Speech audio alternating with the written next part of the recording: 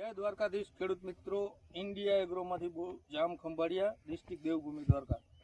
તો આજે ખેડૂત મિત્રો બટેકાના ફિલ્ડ ઉપર હું આવેલો છું અને જે લગભગ અમારા તાલુકામાં જોઈએ કે ધરમપુરની જોઈએ તો બહુ મોટા કસ્ટમર કે બટેટાનું લગભગ 250 બાચકાનું વાવેતર છે અને બહુ જૂના અને જાણીતા છે કે લગભગ અમારાથી પણ આગળ કહી શકાય તો એ વાવેતર કરતા બટેટાનો એવા ખેડૂતને આજે હું મુલાકાતે આવ્યો છું. તો એ ખેડૂતને આપણે પૂછીએ કે ભાઈ છેલ્લા 10 વર્ષની અંદર જે બટેકા તમે જોવો છો અને આ વર્ષે તમને શું લાગે, તો તમે છેલ્લા 5-10 વર્ષથી આ જોવો છો તો એમાં બટેકા આ વર્ષે કેવા લાગે છે?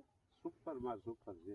આપણે ગયા વર્ષે જે આ સમયગાળામાં આપણે વલને જોતા તો એનાથી આમ સારા લાગે કે વરના હોય એવું જ લાગે? એનાથી ચડિયાતા હે કરવાથી. આપણે ગયા વખતે લગભગ વીઘે 250 મણ જેવા થયા હતા, 250 થી 300 મણ. તો આ વખતે એનાથી વધી જાય એવું લાગે છે કે વધી જશે? અને બીજું કે તમે આજ લગભગ 30 વર્ષથી મને ખબર છે કે બટેટા વાવો, તો બીજું બધું વાવો એના કરતાં બટેટામાં સારું રહે કે બટેટાથી બીજા પાકમાં સારું રહે, તમને શું લાગે? બટેકા સિવાય કાંઈ અમને ફાવતું જ નથી.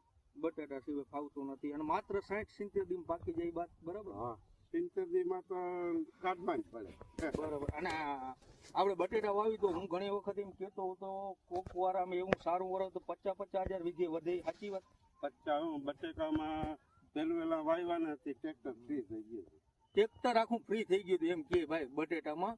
તો સરખું કરીને લાગે તો બટેટામાં બહુ સારા પૈસા થાય અને બહુ ના થાય તોય આપણે બીજા મોલમાં કમાય એથી તો વધારે જ કમાય, ડબલ કમાય. અને મજૂરી કેવી લાગે? બહુ કે આ બધા પાકમાં હોય એટલું જ? મજૂરી તો બટેકામાં થોડીક લાગે પણ એ પૈસા આવતા હોય કઈ ખબર ના પડે. હા, પૈસા આવે એટલે ભાઈ કઈ ખબર ના પડે, પણ ટૂંકમાં આપણે જે પેલા ધોઈને કરતા એનાથી જો ભાઈ ખેડૂત મિત્રો આ સાચી વાત કરી કે ભાઈ પૈસા આવતા હોય તો કઈ ખબર ના પડે, મજૂરી થોડીક પડે, પણ હવે તો ટ્રેક્ટર થી આવી ગયા એટલે એ એક આપણે થઈ ગયું ને, એ મોટામાં મોટો લાભ થઈ ગયો. એટલે એમાં હું ઘણી વખત તમારા જેવા વ્યક્તિ કહીએ તો ખરેખર ખેડૂતને સાચું લાગે કે બટેટામાં સારું છે ને એમ.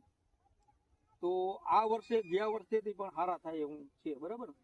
અને વીઘે 250-300 મણ થાય એવું લાગે છે. હા, પાકું. બરાબર. તો સારું, તમારો આભાર. જય દ્વારકાધીશ.